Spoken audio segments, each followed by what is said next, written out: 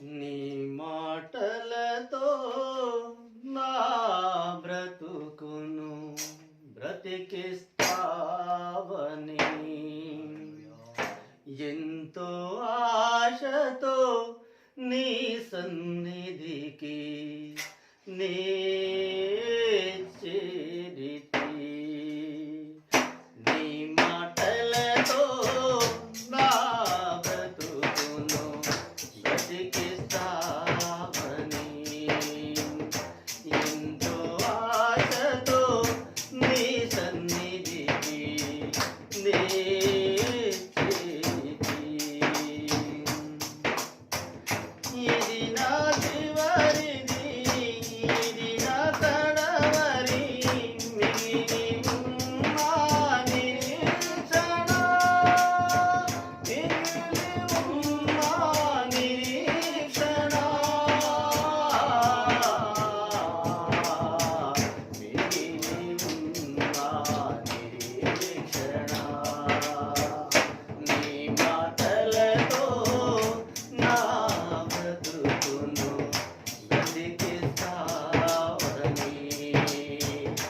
ఎంతో ఆశతో నీ సన్నిధికి నే చేరితి.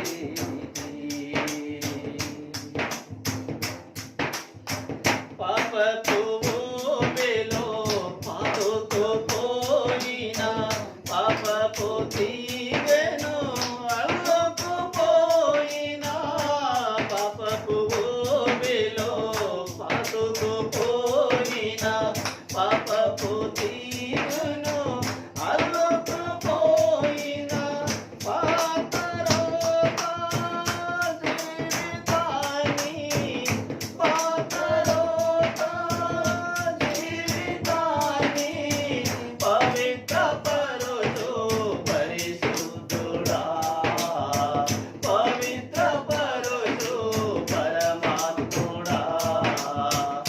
నీ మాటలతో నా బ్రతుకును బ్రతికిస్తావని ఎంతో ఆశతో నీ సన్నిధికి నే చేరితి.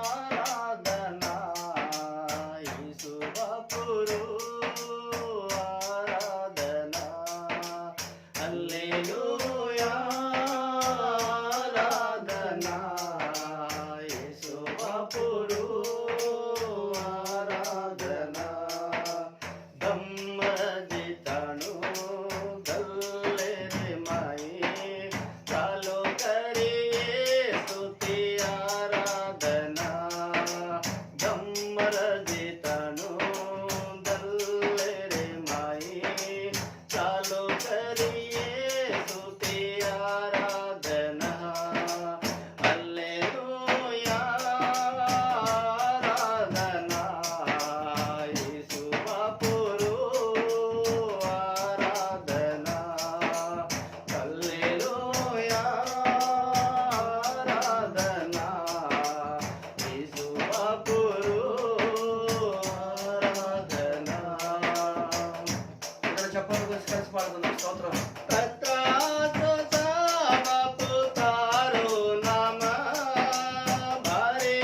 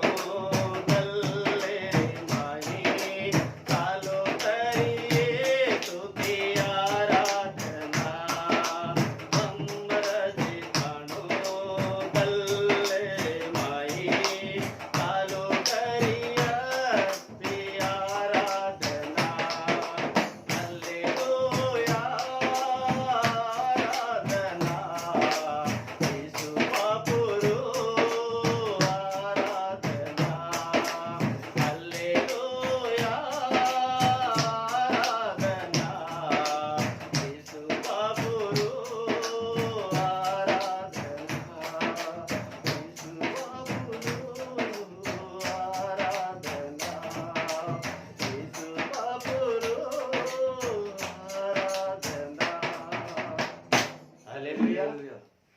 మరో సైన్యం వస్తోంది. ఇటు చూస్తే ఎర్ర సముద్రం వాస్తవమే. ఇప్పుడు దీనికి మార్గం ఏమిటి అని ఏం చేశాడు? ఎటు చూడలేక సేపతి నన్ను కూడా వీళ్ళే ఇక సైన్యం అవసరం లేదు నాకు, ఎర్ర సముద్రం నన్నే సంతరు కనుక అని మోసే ఇక ఏమి చేయాలి ప్రభువా అని కన్నీళ్లతో ప్రార్థన మొదలు పెట్టాడు. హల్లెలూయా. తన కాపరి కాపుదల్లోకి వెళ్ళిపోతున్నాడు. హల్లెలూయా. నా కాపరి ఇప్పుడు నేనేమి చేయమంటావు? నా కాపరి ఇప్పుడు నా వెనుక, నా కాపరి నా ముందు, సముద్రము నా వెనుక, ఫరో సైన్యం, ఇప్పుడు నేనేమి చేయాలని వణుకుతూ భయముతూ మోకాళ్ళ మీదుండి ప్రార్థన మొదలు పెట్టాడు. హల్లెలూయా.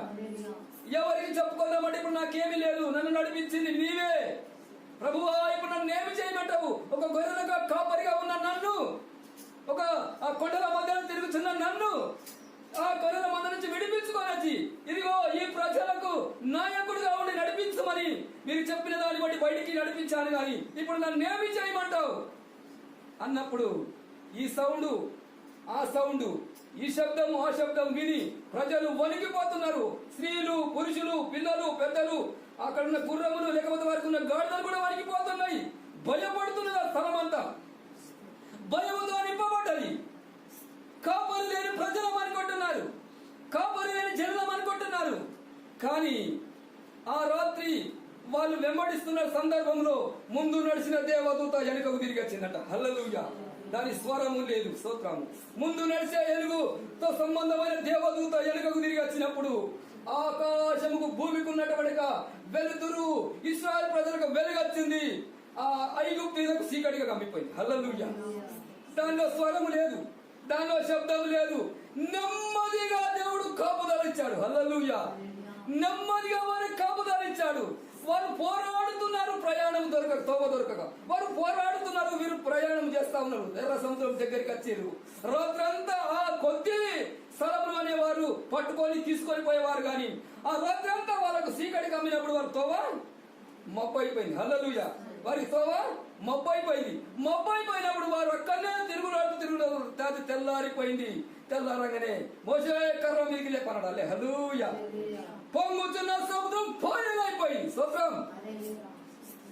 పొంగి పొరుగుతున్న ఎవరు నడవలేని సముద్రం, ఎవరు తీర్చలేని సముద్రము, అది అట్లాంటి బలమైన స్థలముల నుంచి రెండు గోడలుగా మారిపోయాయి. అప్పుడు భయపడ్డ ప్రజలు ఏమైంది? ఇప్పుడు దిగులు పడ్డ ప్రజలు ఏమైంది? ఇప్పుడు కాపుదల లేని ప్రజలు ఏమైంది? ఇప్పుడు కాపరి కనబడుతోండా? హల్లెలూయా. కాపరి కట్టబట్టుకున్నాడా? కాపరి 2 కుక్కలు తీసుకున్నాడా? 2 బాంబులు తీసుకున్నాడా? పోలీసు మిలిటరీ ఉన్నారా? ఏమీ లేదు. కంటికి కనబడదు, చెవికి వినబడదు, హృదయానికి గోచరము కాదు. హల్లెలూయా. అట్లయితే ఆ మార్గం కూడా నడిచి వెళుతున్నారు. వెంటనే ఎనుకున్న ఆ దూత ముందుకు రాగానే కట్టెలేపంగానే 2 గోడలుగా మారిపోయింది. వారు సముద్రం కూడా వెళ్ళిపోతున్నారు. ఈ వెళ్ళిపోయి గడ్డకెక్కిన మరొక క్షణము అప్పుడు మేము కూడా వెళుదామని వీళ్ళు కూడా వెళుతున్నారు. ఎవరు? కాపరి ఉన్న ప్రజలు, కాపరి లేని ప్రజలు. ఇప్పుడు 2 గుంపులు ఉన్నాయి. స్తోత్రం. హల్లెలూయా. కాపరి ఉన్న ప్రజలు, కాపరి లేని ప్రజలు. ఇప్పుడు కంటికి కనబడ్డ కాపరి, కంటికి కనబడని కాపరి, ఈ 2 ఉన్నాయి ఇక్కడ. ఇశ్రాయేలు ప్రజలకు కంటికి కనబడే కాపరి లేడు. ఎవరు? మోషే ఉన్నాడు. మోషే దగ్గర బాంబులు లేవు, గుర్రములు లేవు, రథములు లేవు, యుద్ధ సామాగ్రి లేదు, యుద్ధ కవచాలు లేవు. బానిస బతుకు, బానిసలు విడిపించండి అంతే శబ్దంతోని. కనుక కావాలంటే ఒక కర్ర, ఆ కర్రనే సముద్రంను పాయన చేసింది. ఇంకేమీ లేదు అక్కడ. కానీ ఇక్కడ ఫరో సైన్యంకు ఒక్కొక్క గుంపుకు ఒక సైనికుడు. స్తోత్రం. ఒక్కొక్క గుంపుకు ఒక సైనికుడు. 50 మందికి సైనికుడు, 100 మంది సైనికుడు, 400 మందికి సైనికుడు. వారందరికీ ఒక కాపరి ఫరో. హల్లెలూయా. ఇన్నొద్దులు ఏలిన కాపరి ఫరో వీళ్ళకు కూడా. స్తోత్రం. ఇన్నొద్దులు కూడా కాపరి ఫరో, వీళ్ళకు కూడా కాపరి, వాళ్ళకు కూడా కాపరి. కానీ ఇప్పుడు ఫరో కాపుదల నుంచి, ఫరో బానిసత్వం నుంచి విడిపించుకున్నాడు. స్తోత్రం. కులము నుంచి, మతము నుంచి, వర్గము నుంచి, రకరకాల మానసిక వాటి నుంచి విడిపించే కాపరిన. స్తోత్రం. విడుదల పొందిన ఈ ప్రజలు భయపడుతున్నారు. భయపడ్డ ఈ ప్రజలు ధైర్యంగా సముద్రం దాటినారు. కనుక ఇప్పుడు మాకు కూడా బలం లేదా? మాకు రథాలు లేవా? వాళ్ళు కాళ్ళతో నడిచారు. ఇప్పుడు మా రథగిరిలు, మా రథములు వెళ్ళిపోతాయి, ఒక క్షణంలో మనం పట్టుకుంటాం అనుకున్నారు. ఈ క్షణంలో వెళదామని వెళుతున్న సందర్భంలో నట్ట నడిమి రాగానే నట్ట నడిమికి వచ్చాది. నట్ట నడిమికి వచ్చినప్పుడు వారి బలమైన రథముల శీలలన్నీ ఊడిపోయాయి. స్తోత్రం. ఒకటి కాదు రెండు కాదు, అన్ని ఊడిపోయాయి. హల్లెలూయా. కాళ్ళకు నేలుసిపోయినాయా? కాళ్ళకున్న చెప్పులు, వీళ్ళ చెప్పులు అరుగు లేదు, బట్టలు బాగా లేదు. స్తోత్రం. బట్టలకు కూడా కాపరా, సబ్బు అవసరం లేదు. స్తోత్రం. ఏమంటారు కొట్టుకోలేదు, సెంట్ అవసరం లేదు. చెమటలు బట్టి ఇప్పుడు 10 నిమిషాలు నా చెమట నాకే రాసిన. స్తోత్రం. హల్లెలూయా. చెమటకు సెంటు అవసరం లేదు, నెత్తికి టోపీ అవసరం లేదు, కాళ్ళకు చెప్పులు అవసరం లేదు, చెమటలు పట్టే పనే లేదు. ఏసీ ఎండపోతు రాత్రి ప్యాన్లు అవసరమే లేదు. సల్లటి వాతావరణం అనే కానీ, ఎందుకంటే మీదేమున్నది వాళ్ళ చుట్టూ కాపరి. స్తోత్రం. కాపరి గల ప్రజలు. స్తోత్రం. హల్లెలూయా. కాపరి గల గుంపు, కాపరి గల జనము. బలము లేదు, ఒక విశ్వాసం మాత్రం. మోషే ద్వారా అందరికి ప్రవహిస్తోంది. హల్లెలూయా. మోషే నోబడికి బలమైన విశ్వాసం వచ్చింది, ఆ విశ్వాసం ద్వారా అందరికి ప్రవహిస్తోంది. అది అప్పుడు మోషే నిద్రపడ్డానికి మీరు అందరూ లేచి దాని మీదకి తిరగబడే ప్రభావం కనుక కాపరి కలిగిన ప్రజలు గడ్డకు వెళ్లి స్తుతి గానం చేస్తున్నప్పుడు ఈ మానవ కాపరైనటువంటి ప్రజలు, మానవ బలమైనటువంటి ప్రజలు, మానవ సైన్యమైనటువంటి ప్రజలు, రథములు కలిగిన ప్రజలు వెళుతున్నప్పుడు ఏమైంది? రథముల శీలలన్నీ ఈ ప్రజలకు కాపరైనటువంటి కాపరి, యెహోవా కాపరైన ప్రజలకు కాపరైనటువంటి కాపరి, వాళ్ళకు కాపుదారున్నాడు. శత్రువుల శీలలు ఊడదీశారు. హల్లెలూయా. వాళ్ళు దాన్ని పెరుగులాడుతున్నారు. ఈ కిరల నా కిర పడిపోతుంది, ఆ కిరలే నీకు తారతమ్మగా నీకు వెంటనే వారు గడ్డకు ఒక గొర్రె పిల్ల లేకుండా, ఒక కుక్క పిల్ల లేకుండా, ఒక కోడి పిల్ల లేకుండా గడ్డెక్కిందాక. స్తోత్రం. ఎవరది? ఎవరో కోడి, కోళ్ళు కూడా ఉన్నాయి. స్తోత్రం. ఐగుప్తగా అన్ని దోసుకొని వచ్చారు కదా. కోళ్ళు, మేకలు, గొర్రెలు, ఎడ్లు అన్ని దోసుకొని వచ్చారు. అన్ని ఉన్నాయి మా దగ్గర. ఏ కుంటోడు గూనోడు అవతలి దాటకుండా అన్ని గడ్డెక్కాల గనుక వీళ్ళను రథాల శిలాలన్నీ ఈడ పెరుగులాడుతున్నాడు. అన్ని ఎక్కినాయి. గడ్డెక్కిన తర్వాత ఊపిరి తీసుకున్న తర్వాత అబ్బా వారు కూడా సోరు అని భయపడుతుంది. మరి ఏమైంది? మర్ర భయం స్టార్ట్ అయింది. వాళ్ళు కూడా మా వాళ్ళనే వస్తున్నారు, వాళ్ళు కూడా మా వాళ్ళనే వస్తారు. వాడెక్కలు మోగో ఆర్భాటం చేస్తున్నారు, భయపడుతూ మర్ర ఎక్కడ పోదామని భయపడుతున్నప్పుడు వాళ్ళు అనే పెరుగులాడుతున్నప్పుడు మోషే గడ్డ మీద ఉన్న అక్కడ మర్ర తిరిగి లేపాడు. హల్లెలూయా. అవిశ్వాసము మరో లేపబడ్డది. అవిశ్వాసం అనేది ఎవరు లేపడ? అవిశ్వాసం అనేది 6 లక్షల జనములు ఉంటే విశ్వాసం అనేది ఒక్క వ్యక్తి హృదయంలో ఉన్నది. దాన్ని బట్టి కర్ర లేపగానే మరి లేపడలే. రథాలు ఏమైనాయి? కాపర్లు ఏమైరు? కాపరి కలిగిన ప్రజలు ఏమైరు? అందుకంటాడు మీరు వారి వాళ్ళకు ఈ కాలంలో మీరు వారి వాళ్ళని కూలిపోవచ్చు. శరీరంలో కూలిపోతారు కానీ ఆత్మలో వేరైపోతారు. హల్లెలూయా. హల్లెలూయా. వాళ్ళేమో ఆ శరీర సంబంధం ప్రయాణం అది మనకు చూపించడానికి, మనకు హెచ్చరిక చేయడానికి గనుక వారి మన ముందు కానాను పెట్టాడు, ఐగుప్తుని పెట్టాడు. గనుక ఇప్పుడు మనకు ముందు పెట్టిందంటే భూలోకం పెట్టాడు, పరలోకమే పెట్టాడు. హల్లెలూయా. డైరెక్ట్ మన స్తోత్రం. హల్లెలూయా. గనుక యెహోవా నా కాపరి, నాకు లేమి కలిగిందా? ఎవరికి లేమి కలిగింది? ఇప్పుడు కాపరి, యెహోవా కాపరి ప్రజలు స్తుతిగానము చేస్తున్నారు. యెహోవా కాపరి లేని ప్రజలు సముద్రంలో మునిగిపోయారు. ఇంకా ఇంతకంటే మనకి ఇంకా బలమైన కారణాలు ఇంకేం కావాలి? ఇంకెంత విశ్వాసం కావాలి మనకు? కనుక యెహోవా నా కాపరి, నాకు లేమి కలగదు. ఏ ఊర్లో పోయా వారికి, ఏ పట్టణంలో పోయా వారికి స్థలం ఇవ్వలేదు. అరణ్యమైన వాళ్ళకి స్థలం ఇచ్చాడు. మేఘమే వాళ్ళకు బౌలముగా. స్తోత్రం. హల్లెలూయా. వారు ఎక్కడ పోయినా వారు తినడానికి ఆహారం దేవదూతల ఆహారం. అవునా కాదట? ఇట్లాంటి విశ్వాసమైనటువంటి ఆ నిరీక్షణ కలిగినటువంటి వారి కాపరి కంటికి కనబడ కాపరులు మునిగిపోయారు. కంటికి కనబడి కాపరి వారిని ఎక్కడ నడిపించాడు? ఆ పాలు తెరలు ప్రవహించే దేశంలోనికి ప్రయాణం చేస్తూ నడిపిస్తున్నాడు. అందులో అవిశ్వాసమైన వారు అరణ్యంలో చచ్చిపోయారు. విశ్వాసం కలిగిన వారు ఎంతమంది పోయారు? హల్లెలూయా. స్తోత్రము. విశ్వాసము లేకుండా ఎవడు కూడా దేవునికి ఇష్టడు కాడు. కాపరి లేకుండా ఏ వ్యక్తి కూడా, ఏ గుంపు కూడా అంత మందిని తీసుకొచ్చిన దేవుడు కనికరం లేదా, జాలి లేదా? ఉన్నది. కానీ మీరు కఠినత్వాన్ని బట్టి 6 లక్షల జనం చచ్చిపోవడం. కానీ ఆ ఇద్దరు మాత్రము ఖచ్చితంగా మీరు చూస్తారని దేవుడు మాట ఇచ్చాడు. హల్లెలూయా. కనుక ఇందులో మనకు కాపరి ఎటువంటి వాడు అని మనం ఒక రుజువు పరుచుకుంటే, మన కాపరి ఎటువంటి వాడు అంటే ఎర్ర సముద్రంలో పాయలు చేసి ఇదిగో వారికి మన్నానిచ్చి ఈ రీతిగా నడిపించుకుంటూ వెళ్ళిపోయాడు. గనుక అదే కొత్త నిబంధనకు వస్తే యేసు ప్రభు అంటాడు, ఇదిగో నా గొర్రెలు నా స్వరము వాటికి ముందు నేను. హల్లెలూయా. మనమందరం ఆయన గొర్రెలము. మనకొక కాపరి, స్తోత్రము, మనకొక కాపరి ఉన్నాడు. ఆయన చేతిలో ఒక కర్ర కూడా ఉన్నది. హల్లెలూయా. విశ్వాసం అనే కర్ర మనందరికి ఇచ్చాడు. ఆయన చేతిలో కాదు. మోసే ఒక్కరి చేతిలో కర్ర ఉండే గాని ప్రజలందరిలో కర్ర లేకపోవచ్చు. ఒకవేళ ఉన్న గాని వారి మందల కొరకు, వారి పోషణ కొరకు ఉన్నది కానీ ప్రజలు నడిపించేటటువంటిగా, లేక తన జీవితాలను, తన ప్రజలను, తన గుంపు నడిపించినటువంటి కర్ర మాత్రము మోసే చేతిలో ఉన్నది. కానీ యేసు ప్రభు మనందరికి ఇచ్చాడు కర్ర. హల్లెలూయా. ఆడి మనిషి మగ మనిషి అని కాదు, బలహీనుడు బలవంతుడు అని కాదు, కుంటివాడు గుడ్డి అని కాదు, నల్ల తెల్లని కాదు, కులము మతం అని కాదు. ఎవడు ఆయన ఎందుకు విశ్వాసం ఉంచుతాడో, హల్లెలూయా, ఎవడు ఆయన ఎందుకు నిరీక్షిస్తాడో, ఆయన కాపరిని ఎవడు నమ్ముతాడో వారందరి ఏమిచ్చాడు? కర్ర ఇచ్చాడు. ఆ కర్ర ఏంది? విశ్వాసం అనే కర్ర. హల్లెలూయా. ఆ కర్ర విశ్వాసం అనే కర్ర. షడ్రకు మేషకు ముగ్గురే ఉన్నారు.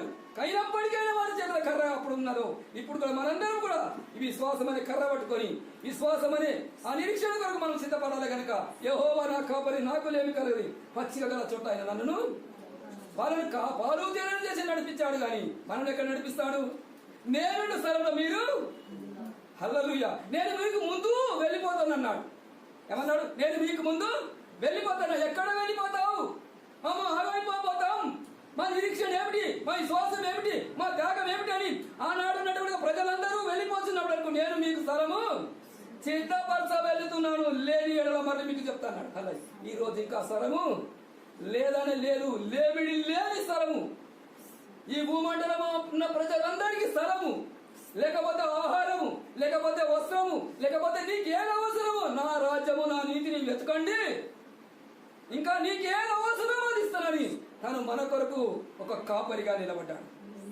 మోషే కర్ర పట్టుకొని ప్రజల మీద తిరిగాడు. మనకున్న కాపరి 2 చేతులు చాపాడు. హల్లెలూయా.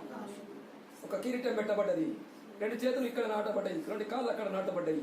ఇదిగో ఆయన పిలుస్తున్నాడు. హల్లెలూయా.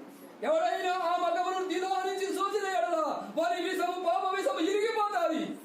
ఆ కాపరి నీకు కాపుదలగా ఉంటాడు. ఆ కాపరి నిన్ను నడిపిస్తాడు.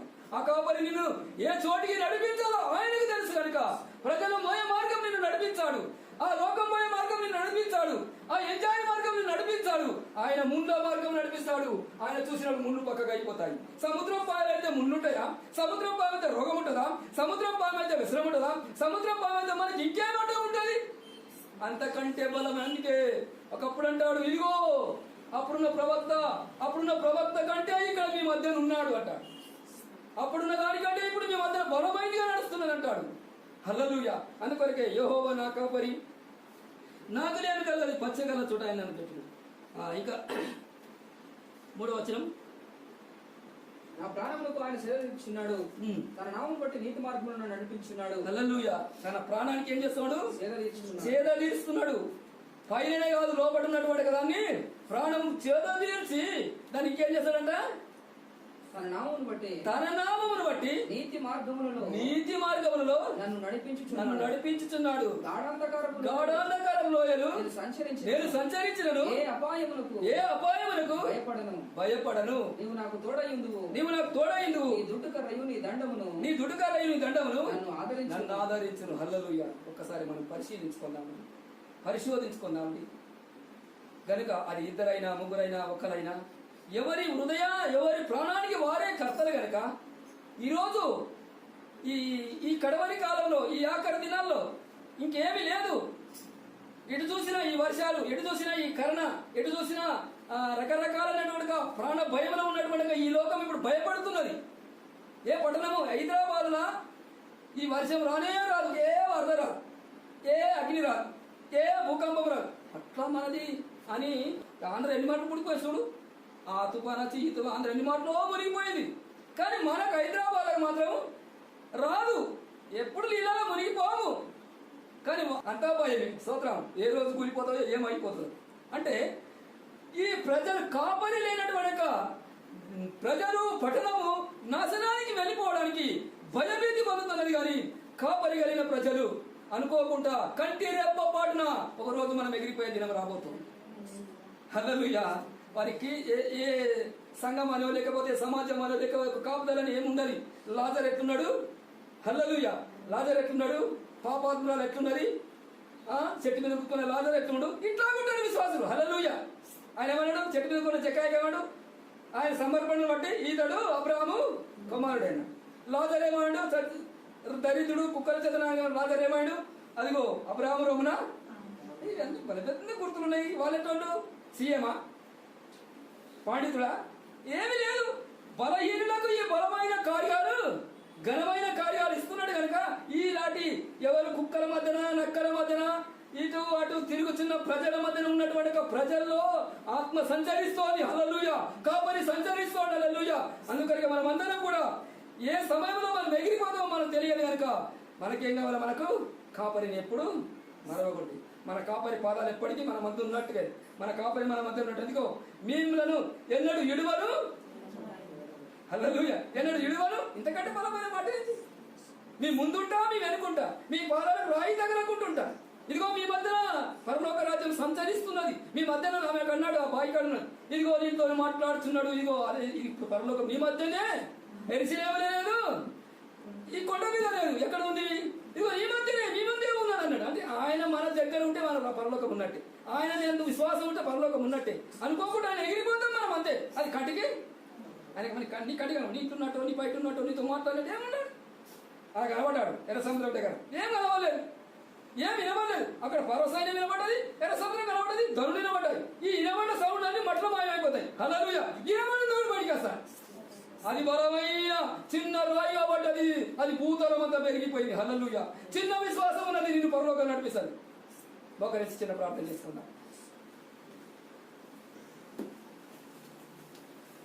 హల్లెలూయా, హల్లెలూయా, హల్లెలూయా, హల్లెలూయా, హల్లెలూయా, హల్లెలూయా. ప్రభువా, నాదా తండ్రి, నాదా కాపరి, సోదనార తండ్రి, ఒక్కసారి మమ్మల్ని గుర్తు చేసుకో ప్రభువా. ఇశ్రాయేలు ప్రజలు లేవనుకొని భయపడుతున్నారు. ఎర్ర సముద్రం కనబడుతోంది కానీ, పర్వ సైన్యం కనబడుతోంది కానీ, ఇప్పుడు నేనేమి చేయాలని వారి జీవితం అంతా భయంలో మునిగిపోయినారు. కానీ నీవు కనబడలేదు ప్రభా, నీ వినబడలేదు ప్రభా. కానీ వారి మధ్యన కార్యం చేశావు. ఈ రోజు మేమందరం అనుకున్నామా ప్రభా? ఇదిగో పెద్ద పెద్ద సౌండ్ పెట్టి, సౌండ్ సిస్టాలు పెట్టి, మైకులు పెట్టి ఈ దగ్గర ఉన్న ప్రజలు ఎందరో ఉన్నారు కానీ మా ప్రభా. కానీ తండ్రి నీకు స్తోత్రము చెల్లిస్తున్నాము. ఎవరు కానున్నటువంటి లాజరును, ఎవరు కానున్నటువంటి పాపాత్మురాలని పాదాల మీద పడి కన్నీళ్లతో కడిగి తన పాపమును పై మాటి మాటికి ముద్దు పెట్టుకుంటున్నప్పుడు ఇదిగో ఆమెకు సమాధానమైన వర్తమానం ఇచ్చి హల్లెలూయా, హల్లెలూయా, హల్లెలూయా, హల్లెలూయా. యెహోవాయే నా కాపరిగా, యెహోవాయే నా కాపరిగా, నాకేమీ కొదువగును, నాకేమీ కొదువగును.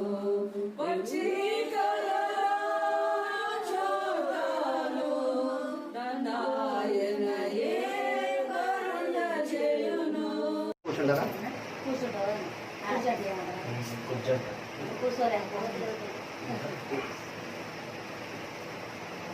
హల్లెలూయా. సరే రండి, మనం కొద్దిసేపు దీని ఒక వాక్యం ధ్యానం చేసుకుందాం. వాక్య ధ్యానం అవుతుంది. ఇర్మియా గ్రంథము 4వ అధ్యాయము, ఇర్మియా గ్రంథము 4వ అధ్యాయము దాని 3వ వచనం చదివి సాయం చేయగలరు. ఇర్మియా గ్రంథము 4వ అధ్యాయము 3వ వచనం చూడండి. ఇర్మియా గ్రంథము 4వ అధ్యాయము పేజీ నంబర్ 630. ఇర్మియా గ్రంథము 4వ అధ్యాయము 3వ వచనం. యూదా వారికి యెరూషలేము నివాసులకు యెహోవా ఇలాగ సెలవిచ్చుచున్నాడు, ముళ్ళ పొదలలో విత్తనములు చల్లక, ముళ్ళ పొదలలో విత్తనములు చల్లక మీ బీడు పొలములను దున్నుడి, మీ బీడు పొలములను దున్నుడి. స్తోత్రం. హల్లెలూయా.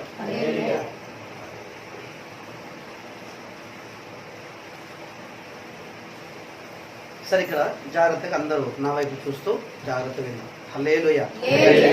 దేవుడు ఇర్మియా ప్రవక్త ద్వారా మాట్లాడుతున్నాడు. ఏంటంటే ఎవరితో మాట్లాడుతున్నాడంటే యూదా వారికిని యెరూషలేము నివాసులకును యెహోవా ఇలాగూ సెలవిస్తున్నాడు.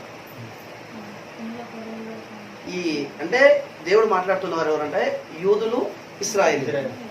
ఇప్పుడు ఈ యూదులు ఎవరంటే అబ్రహాం యొక్క సంతానం, అనగా ఇశ్రాయేలు రెండు భాగాలు, ఒకటి యూదా రాజ్యం, రెండోది ఇశ్రాయేలు. యూదులు వేరు, ఇశ్రాయేలు అంటే అందరూ ఒకటే అన్నదం. అబ్రహాం యాకోబు కొడుకులే.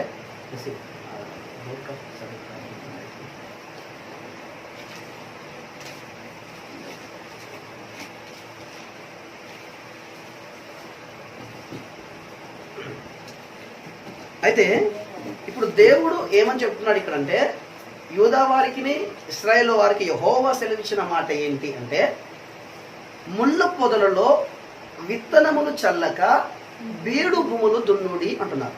నా మాట చాలా జాగ్రత్తగా. హల్లెలూయా. అయితే ఇక్కడ మనం చూసినట్లయితే దేవుడు తన ప్రజలకు లేకుంటే తన దాసులకు, తన సేవకులకు సెలవిస్తున్న మాట ఏంటంటే, మీరు ఏం చేయాలంటే ముళ్ళ పొదలలో విత్తనములు చల్లక బీడు భూములు దున్నుడి. బీడు భూములు వేరు, అరణ్యములు వేరు. ఇప్పుడు బీడు భూములు అని దేనంటారు అంటే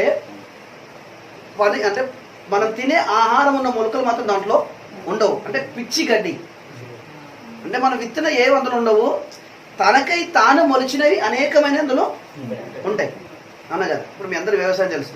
ఇప్పుడు మీరు వరి విత్తాలి అంటే ముందు ఏం చేస్తారు, ఒక పొలమును మీరు దాన్ని కొంటారు. ఫస్ట్ దాన్ని ఏం చేయాలి, మనం కొనాలి, లేకపోతే లీజ్ కన్నా తీసుకుంటాం. తీసుకున్న తర్వాత దాన్ని ఏం చేస్తాము, దాన్ని సిద్ధపరచడం ప్రారంభిస్తాం. అంటే ముందు ఆ గడ్డి తీసేయడం కానీ, ట్రాక్టర్ పెట్టో లేకుంటే ఆ నాగలి పెట్టి దాన్ని ఏం చేస్తాం, మనం దున్నుతాం. అట్లా దున్నకుండా, దాన్ని కొనకుండా, దాన్ని లీజుకు తీసుకోకుండా, దానిలో ఏవి గడ్డి వేరకుండా మనం ఒకవేళ విత్తనములు విత్తితే అవి మొలుస్తాయా?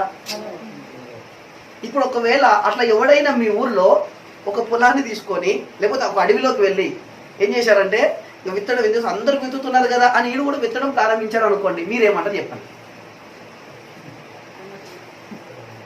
సరే, విత్తాడు, మీతో పాటు పని చేస్తున్నాడు, మీతో పాటు ప్రయాసపడుతున్నాడు, కానీ మీరు పంట కోస్తారు కానీ వాడు వేడు.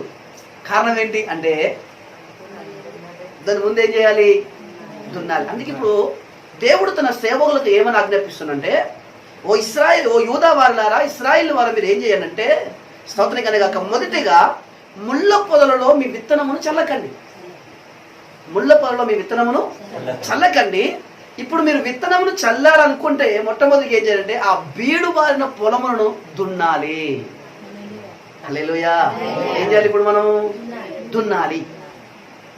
దున్నకుండా మనం ఏ విత్తనమును అందులో వేయలేము. ఇంకోటి తెలుసా, మీరు ప్రతి సంవత్సరం పంట పండించే పొలమైనా సరే దున్నకుండా విత్తనం వేయలేరు. ఇప్పుడు మళ్ళీ పంట మీరు పెట్టారు, అయిపోయిన తర్వాత మళ్ళీ దున్నుతారా, అట్లా వేస్తారా? ఎందుకని దున్నుతున్నారు? అవునా కదా. అంటే ఇప్పుడు మీరు విత్తుతున్న, అంటే మీరు ఎప్పుడు పండిస్తున్న పంట అయినా సరే దాన్ని ఏం చేస్తారు, 6 నెలల తర్వాత మీరు పంట కోసినాక మళ్ళీ పంట పెడుతున్నప్పుడు మళ్ళీ ఏం చేస్తారు, మళ్ళీ దాన్ని దున్నుతారు. దున్నితేనే దాన్ని పంట వేయగలరు. ఒకవేళ దున్నకపోతే మాత్రం అదేం చేయదు, పండదు. హల్లెలూయా. ఇప్పుడు దేవుడు ఏమన్నాడంటే, మీ ముళ్ళ పొదలలో విత్తనములు చల్లక మీ బీడు భూములు ఏం చేయాలి, ఇప్పుడు దున్నాలి. హల్లెలూయా. అంటే ఇప్పుడు దేవుడు ఈ మాట చెప్పింది ఇప్పుడు మనకున్న ఈ భూమి మీద ఉన్న పొలములు కాదు, మన హృదయం గురించి చెప్తున్నాడు ఇక్కడ.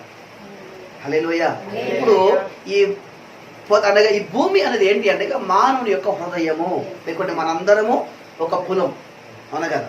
సరే, ఇక్కడ మనం చూస్తే ఆదికాండం మనం చూస్తున్నారు, నేల మట్టి నుండి నన్ను నిర్మించాడు కనుక నువ్వు మట్టి నుండి తీయబడితే కనుక తిరిగి ఏమైపోతావు, మట్టి అయిపోతావు అని వాక్యంలో ఉంది, అవునా కదా.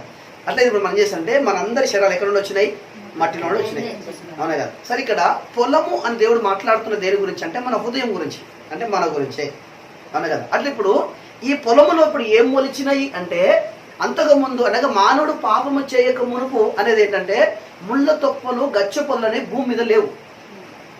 ఇప్పుడు మీ పొలాలు ఉన్నాయి కదా, పొలాలలో ఎప్పుడైనా మీరు ఎవడైనా సరే ముళ్ళ తుప్పలు కానీ గచ్చ పొదలు కానీ పనికిరాని చెట్లు ఎవరైనా మీరు ఎప్పుడైనా విత్తారా? మీరు విత్తలే. మీ తాతలు ఎవరైనా విత్తారా? మరి ఎక్కడి నుండి వచ్చినాయి?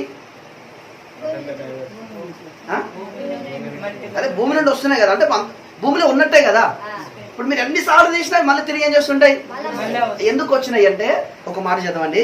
ఆది కాండం, మీకు అర్థం కాని విషయం చెప్తాను. ఆది కాండము 3వ అధ్యాయం 17వ వచనం చదవండి. 18వ వచనం చదవండి. 3వ అధ్యాయం 18వ వచనం. అది ముళ్ళ తుప్పలను గచ్చ పొదలను నీకు మొలిపించును. పొలంలోని పంట నీవు తిందువు. నీవు నేలకు తిరిగి చేరు వరకు నీ ముఖపు చెమట కార్చి ఆహారము తిందువు. చాలు, సరే. ఇక దాని అంశం వేరు మనది. అక్కడ ఇక్కడ ఏముందంటే, అంతకు ముందు భూమి మీద ముళ్ళ తొప్పలు గాని గచ్చ పొదలు గాని భూమి మీద లేవు. ఎప్పుడు అంటే మానవుడు పాపము చేయక మునుపు, అనగా పాపం అనేది ఈ లోకములోకి రాక మునుపు ఈ భూమి మీద ఏంటి ముళ్ళ తుప్పలు గచ్చ పొదలు ఇవేం భూమి మీద లేవు. కానీ నీ నిమిత్తము నేల శపించబడింది గనక ఇప్పుడు ఏం చేస్తుందంటే ఆ నేల నీకు విరోధంగా ఏం చేస్తుందంటే ఇప్పుడు ముళ్ళ తుప్పలు గచ్చ పొదలు మొలిపిస్తుంది. హల్లెలూయా. అంటే సారవంతమైన ఈ భూమి, సారవంతమైన అంటే మంచి శ్రేష్టమైన ఫలాలు ఫలించే ఈ భూమి మానవుని యొక్క పాపాన్ని బట్టి ముళ్ళ తుప్పలు గచ్చ పొదలు మొలిపించడం ప్రారంభమైంది. హల్లెలూయా. నువ్వు ఎన్ని దున్ను గరక అన్నారు కదా, గరక మళ్ళీ వస్తూనే ఉంటది. మీరు ప్రతి సంవత్సరం ఏరుతారు, సంవత్సరానికి 2 సార్లు కూడా ఏరుతుండొచ్చు, కలుపు తీస్తూనే ఉంటారు. అయినా దాన్ని మీరు వెత్తకపోయినా, దాన్ని ఎన్నిసార్లు మీరు కోసినా, కలుపు మంది చల్లినా అది మళ్ళీ తిరిగి, అంటే దాని అర్థం ఏంటి అంటే దేవుడు ఆదాంతో చెప్పాడు, అరే బాబు నీవు పాపం చేయకమనుకో ఇది సారవంతమైన భూమి, నీ కొరకు మంచి ఫలాలు ఫలించిన భూమి, స్తోత్రం కనుక నీకు బలం ఇవ్వడానికి, నీకు ఆహారం ఇవ్వడానికి స్తోత్రం కనుక మంచి భూమి. కానీ నీ నిమిత్తము నీ పాపాన్ని బట్టి, నీ అవిధేయతను బట్టి ఈ నేల ఏం చేయబడింది? ఇప్పుడు శపించబడింది. కనుక ఇప్పుడు శపించబడిన ఈ నేల నీకు మంచి ఆహారం కాదు, ముళ్ళ తుప్పలు గచ్చ పొదలు మొలిపిస్తాయి. కనుక ఇప్పుడు నువ్వు వాటిని దున్నడానికి చెమట కార్చి కష్టపడి అప్పుడు దాన్ని సేద్యపరిచి ఇప్పుడు నీకు అవసరమైనవి అందులో నువ్వేం చేయాలి? విత్తుకొని వాటిని కాపాడుకొని ఎన్ని పనులు నువ్వు చేయాలి. అంటే ఇప్పుడు అంతకు ముందు ఈ వ్యవసాయం పని అనేది నీకు లేదు, ఇంత కష్టపడాల్సిన అవసరం లేదు. ఇప్పుడు ఇవన్నీ దేన్ని బట్టి వచ్చినాయంటే కేవలం దేవుని మాటకు అవిధేయుడైనందుకు ఇంత శాపం వచ్చింది. నేల శపించబడింది, దాని నుండి ఇప్పుడే వచ్చినాయి ముళ్ళ తుప్పలు గచ్చ పొదలు మొలిసినాయి. హల్లెలూయా. ఎందుకు మొలిసింది తెలుసా మీకు? హల్లెలూయా. ఏదైనా తోటలో దేవుడు ఆదామును అవ్వ నిర్మించి ఏదైనా తోటలో పెట్టాడు. పెట్టామనంటే తోటను కాయు, దీన్ని సేద్యపరచు, దీన్ని భుజించు అన్నాడు. కానీ అయ్యగారు కావలసిన ఈ మానవుడు అనగా దేవుడు అవ్వకి ఈ మాట చెప్పలే. ఎవరు చెప్పాడు? ఆదానికి ఏం చెప్పాడంటే ఈ తోటను కాయు, దీన్ని సేద్యపరచు, అప్పుడు దీన్ని తిను అన్నాడు. అంటే ఇప్పుడు కాయడం అంటే వాచ్మెన్ అంటే దాని అర్థం ఏంటి? ఇప్పుడు ఆ కాలంలో కాయాల్సిన అవసరం ఏముంది? ఇప్పుడు ఈ కాలంలో కాయాలంటే దొంగలు ఉన్నారు, కుక్కలు నక్కలు అడవి జంతువులు వచ్చి తింటాయి. ఇప్పుడు ఆ కాలంలో కాయాల్సిన అవసరం ఏముంది అంటే దాని అర్థం ఏంటంటే దేవుడు కాయు అని చెప్తున్నాడంటే ఎవడో ఒక శత్రువు అనగా నీ జీవితాన్ని పాడు చేసే, లేకుంటే దేవుడు నీకు అప్పగించిన ఈ తోటను పాడు చేసే కొన్ని గుంట నక్కలు ఉన్నాయని దేవుడు ముందే ఇన్ఫర్మేషన్ ఇచ్చాడు. లేకపోతే కాయాల్సిన అవసరం లేదు. అంటే ఇప్పుడు దేవుడు దీన్ని కాయమంటున్నాడంటే అది అర్థం ఏంటంటే ఈ తోటను పాడు చేయడానికి, ఈ తోటను నాశనం చేయడానికి ఒక శత్రువు నీ కొరకు ఉన్నాడు. కనుక ఇప్పుడు నీ తోటను ఏం చేయవు నువ్వు. కానీ అయ్యగారు తోటను కాయాల్సిన ఈ అయ్యగారు మరి ఏడ కూర్చున్నాడు? నిద్రపోయిండో, ఏ చెట్టు కింద కూర్చున్నాడో, ఏడ కూర్చున్నాడో.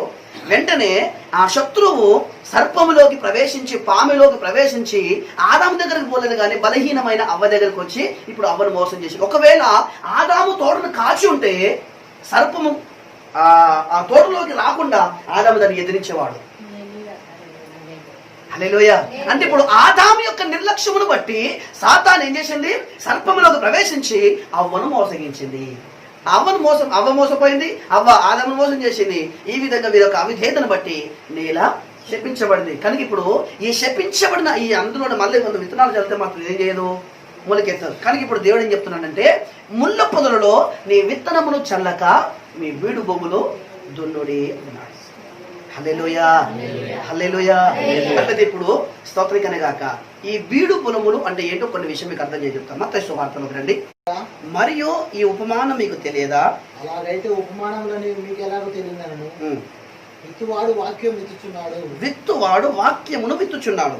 త్రోవ పక్క నుండి వారు ఎవరనగా, త్రోవ పక్కన ఉండువారు ఎవనగా వాక్యం వారిలో విత్తబడును గాని, వాక్యం వారిలో విత్తబడును గాని వారు వినిన వెంటనే సాతాను వచ్చి వారిలో విత్తబడిన వాక్యం విత్తబడిన వాక్యమును ఎత్తుకొని పోవునా. అటువలే రాతి నేలన విత్తబడిన వారు ఎవరనగా వాక్యం విని సంతోషంగా అంగీకరించు. వాక్యం వింటున్నప్పుడు చాలా సంతోషంగా అంగీకరిస్తారు. అయితే వారిలో వేరు లేనందున కొంతకాలం వారు నిలుతురు గానే వాక్యం నిమిత్తం సింహాయను హింసయను కలగగానే వారు అభ్యంతపడుతురు.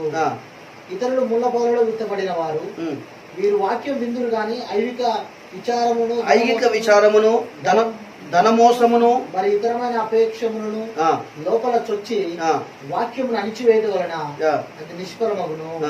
మంచి నేల విత్తబడిన వారు ఎవరనగా వాక్యం మీద దాన్ని అంగీకరించి 30 అంతులు గాను 60 అంతులు గాను 100 అంతులు గాను ఫలించు వారని చెప్పాను. ఆమె చాలు. ఇంకా మత్తయి సువార్త 13వ అధ్యాయము 36వ వచనం చదవండి. 13వ అధ్యాయం 36వ వచనం.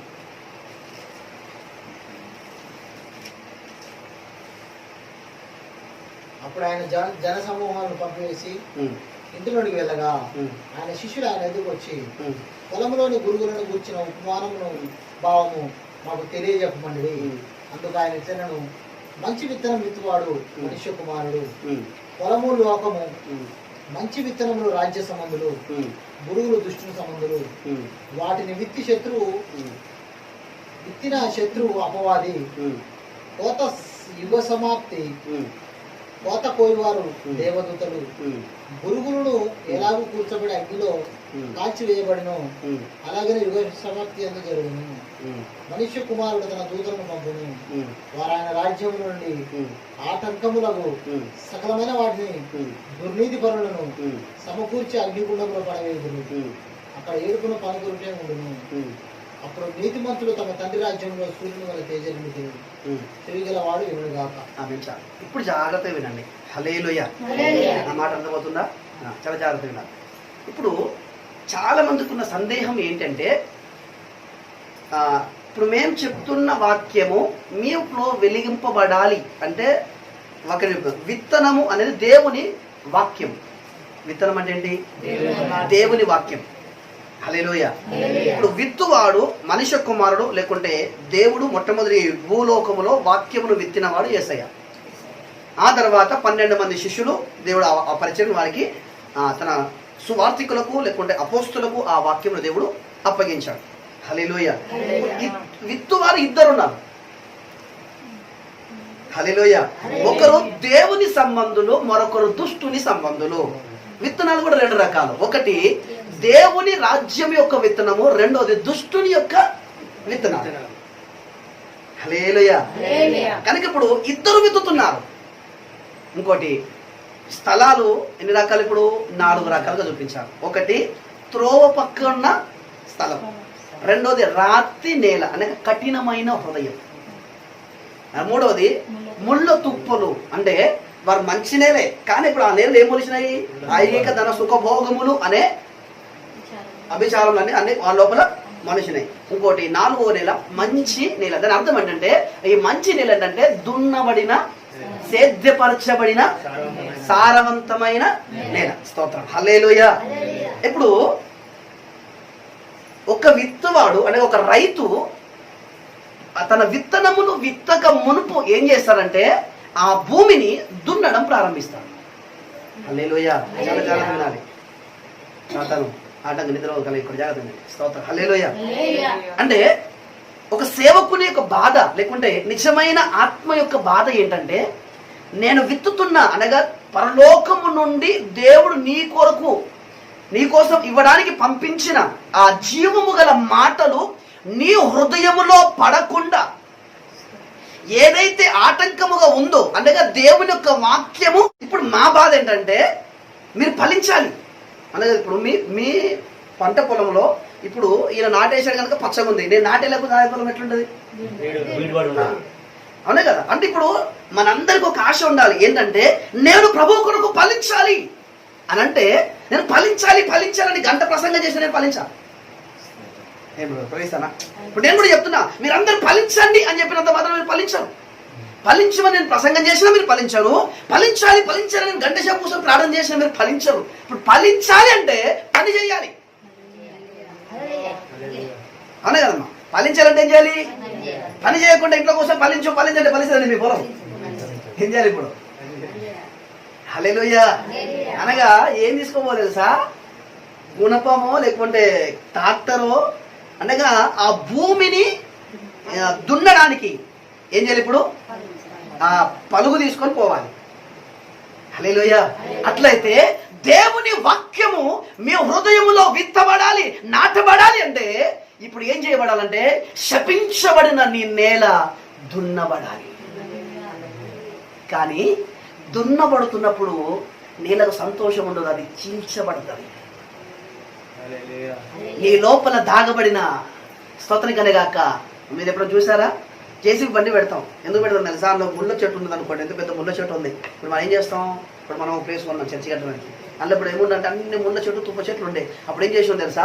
ఆ జేసీబీ బండి వేలుతో సహా లోపలికి పెట్టి చేస్తున్నాడు, పట్ పీకుతున్నాయి. ఆ లోపల ఇంతకుముందు ఏముండే? తేళ్లు, పాములు, కప్పలు, నక్కలు, వాటిని ఆశ్రయించుకుని అనేకమైన విష జంతువులు బతుకుతుండే. ఇప్పుడు ఎప్పుడైతే జేసీబీ బండి పెట్టి పెట్టామో ఇప్పుడు లోపల ఉన్న పాములని బయటకు వచ్చేస్తున్నాయి. లోపల నీవు దాని ఉన్నాయి కదా. ఇప్పుడు ఆ స్థలములో పాములు, తేళ్లు, కప్పలు అదే కదా, ఇవన్నీ బయటకు వస్తున్నాయి. వేల్రోతో సహా ఆ భూమి చేయబడుతుంది. హల్లెలూయా. అవునే కదా. ఇప్పుడు ఈ విధంగా మన హృదయం కూడా ఏం చేయబడింది? హృదయం అన్నిటికంటే మోసకరమైంది, అది ఘోరమైన వ్యాధి కలది అని దేవుని యొక్క వాక్యం విరిమే గంధమో చూస్తున్నాం. హృదయం అన్నిటికంటే మోసకరమైంది, అది ఘోరమైన వ్యాధి కలది. ఇప్పుడు దేవుడు కోరుతుంది ఏంటి? నీ హృదయం నాకు ఇమ్ము అంటున్నాడు. అవును కదా. అట్లయితే ఇప్పుడు మన హృదయములో దేవుడు ఉండాలి, లేకుంటే మనలో దేవుడు వాక్యం నాటబడాలి. ఎక్కడ? హృదయంలో. కానీ ఇప్పుడు ఆల్రెడీ ఏం నాటేశాడు? ఏమున్నాయి అంటే ముళ్ళ పొదలు ఉన్నాయి కదా. ఇప్పుడు ఏం చేయాలంటే ఇప్పుడు వాటిని ఏం చేయాలి అంటే ఇప్పుడు దేవుని రాజ్య సంబంధమైన విత్తనములు నీలో విత్తక మునుపే నీవు దున్నబడాలి. కానీ దున్నబడడానికి అనేకులకి వెళ్ళేది ఇప్పుడు ఏం చెప్పాలి? ఇష్టం ఎవరికైనా? హల్లెలూయా. నిజంగా చెప్పండి, దున్నబడుతున్నప్పుడు ఏ పొలము సంతోషం ఉండదు. నీవు నేనే కాదండి, యేసయ్య కూడా నా కొరకు నీ కొరకు దున్నబడ్డాడు. నాగలి సార్లు పొలము దున్నబడినట్టుగా ఆయన వీపు స్తోత్రికనిగా కొరడా దెబ్బల చేత దున్నబడింది. స్తోత్రికనిగాక. హల్లెలూయా. అట్లయితే ఇప్పుడు స్తోత్రం బీడు భూములో అనగా ముళ్ళ తుప్పలు, ఐహిక ధన సుఖభోగం, అనేక లోకాశలతో నిండిపోయిన నా హృదయములో దేవుని వాక్యం అనే స్తోత్రం కనుక విత్తనములు విత్తబడాలి. అంటే నా హృదయం దున్నబడాలి. హల్లెలూయా. అవునండి. దేవుని కుమారుని యేసయ్య నన్ను నిన్ను రక్షించడానికి నాగలిసార్లు దున్నబడినట్టుగా దున్నబడడానికి అప్పగించినట్లయితే మనం అప్పగించుకోమా? హల్లెలూయా. హల్లెలూయా. అట్లయితే ఇప్పుడు స్తోత్రం కనుగాక మానవుని యొక్క హృదయం పాపము చేయక మునుపు అది పవిత్రమైన హృదయం. మానవుని దేవుడు యథార్థవంతునిగా సృష్టించని కానీ అతడు నానా విధమైన తంత్రములు కల్పించుకొని ఇప్పుడు ఏం చేశాడంటే దేవునికి పనికిరాని ఒక పొలముగా మార్చబడ్డాం మనం. అవును కదా. రోమరాస్పత్రి రాయబడి స్తోత్రం కనుగాక అందరూ త్రోవ తప్పి ఏకముగా పనికి మారిన వారంట. అందుకే దేవునికి పనికిరాని వారం అయిపోయాం. ఆ పొలం బీడవారిపోయింది, అది పనికిరాదు. అందులో ముళ్ళ తుప్పలు ఆ పొలములో మొలిచినాయి. హల్లెలూయా. అందుకే రాయబడింది పొలం అనగా లోకముకు సూచనగా ఉంది. అనగా లోకంలో వారందరి హృదయాలు కొందరు వ్యభిచారముతోను, కొందరు త్రాగుడుతోను, కొందరు మోసముతోను వారు నిండిపోయారు. ఒక్కొక్క హృదయం, ఒక్కొక్క పొలం ఒక్కొక్కరితో నిండిపోయింది. కొందరు త్రాగుడుతో నిండిపోయారు. ఒక పొలం దేంతో నిండిపోయింది? వ్యభిచారంతో నిండిపోయింది. ఒక పొలం త్రాగుడుతో నిండిపోయింది. ఒక పొలం ధనాశతో నిండిపోయింది. ఒక పొలం దురాశతో నిండిపోయింది. ఒక పొలం స్తోత్రం అనేక ఐహిక విచారాలతో నిండిపోయింది. ఏ పొలాన్ని చూసినా దేవునికి పనికొచ్చే పొలం లేదు. హల్లెలూయా. సాతానుగానికి పనికొచ్చే వాళ్ళు ఉన్నారు కానీ యేసయ్యకు పనికొచ్చే ఒక్క హృదయం లేదు.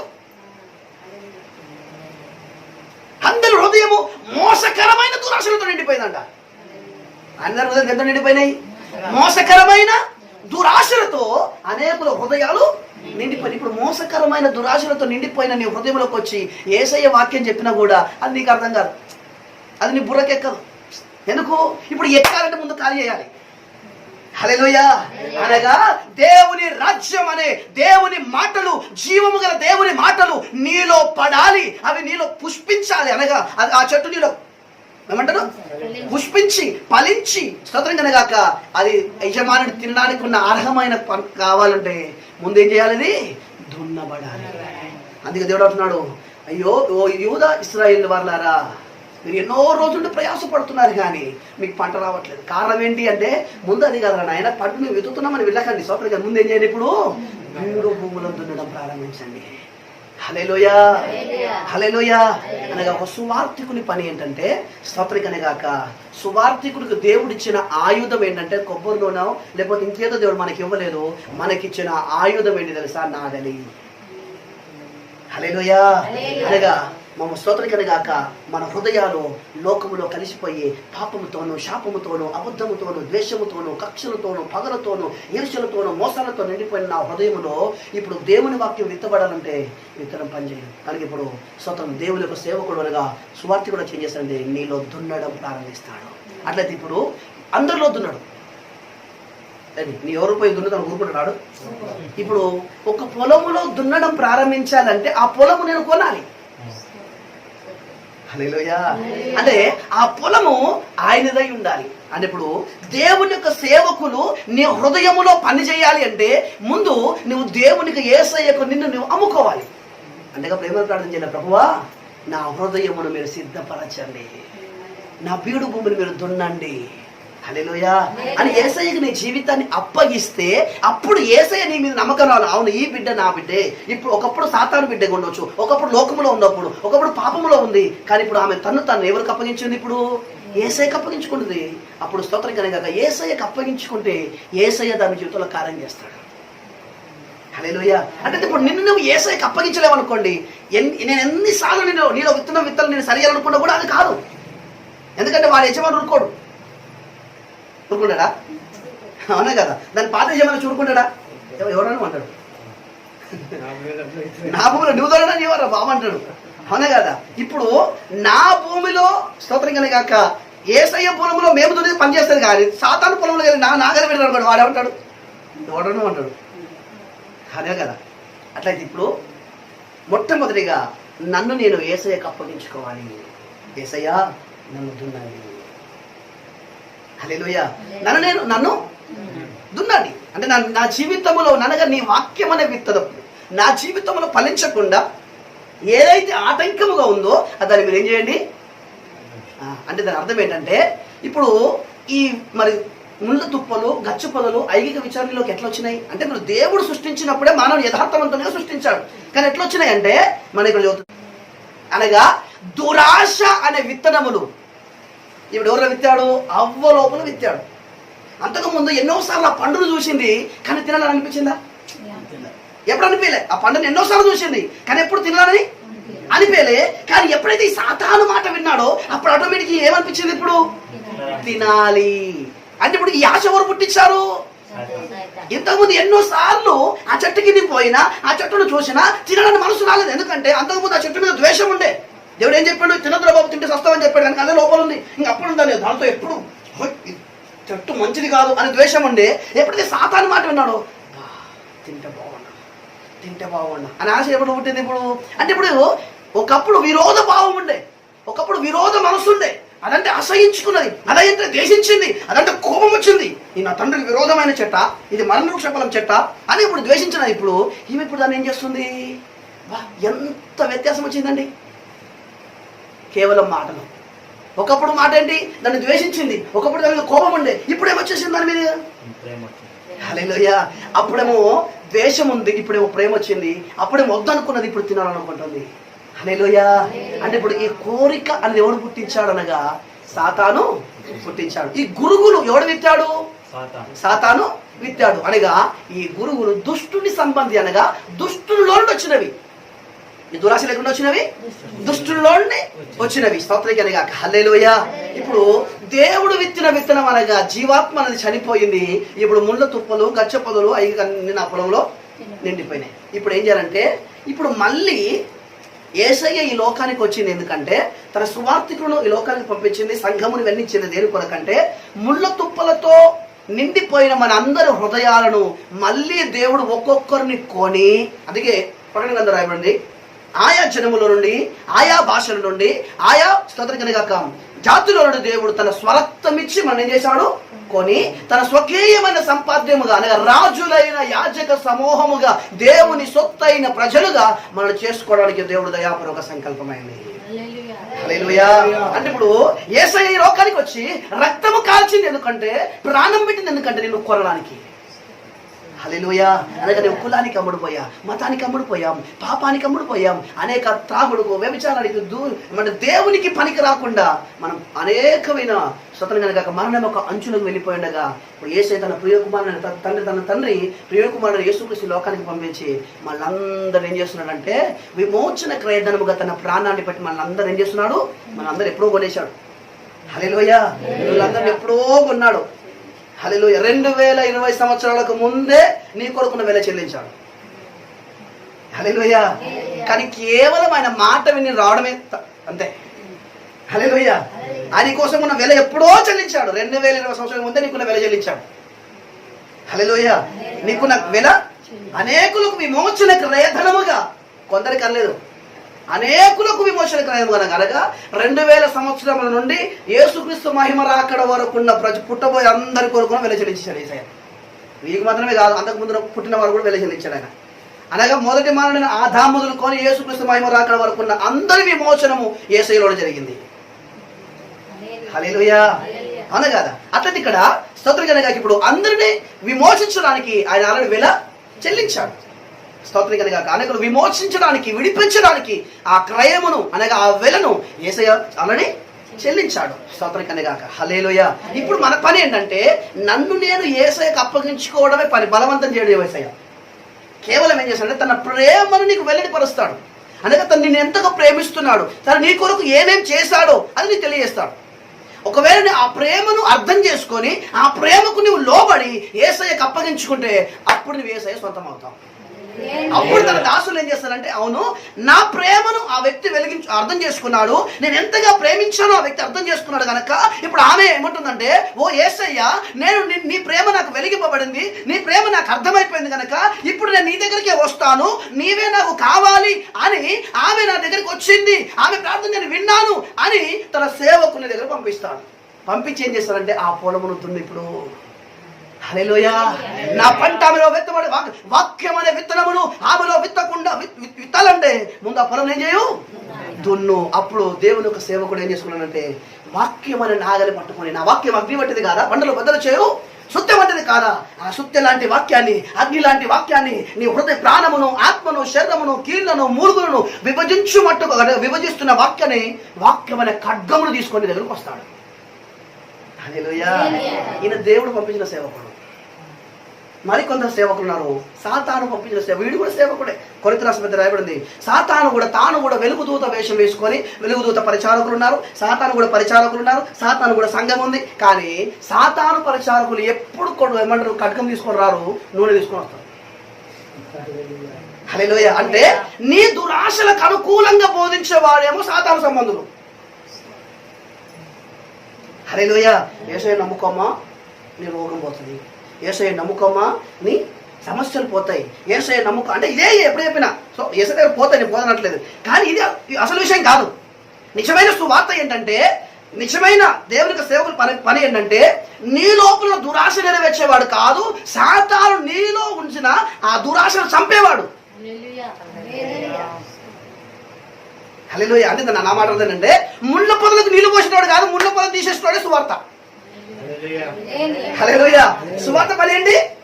ముళ్ళ పొదలకు నీళ్లు పోసడం కాదు, నీ లోపల అనేక కోరికలు ఉన్నాయి, ఆ కోరికలు నీళ్లు పోసినాడు కాదు, ఆ కోరికలన్నీ తీసేసి ఒక కొత్త కోరిక నీలో పుడుతుంది. ఏంటి తెలుసా? నేను యేసయ్యకు ఒక పెళ్లి కుమార్తెగా మార్చబడాలి, లోకాన్ని సంపాదించాలి అనే ఆశ తొలగిపోతుంది.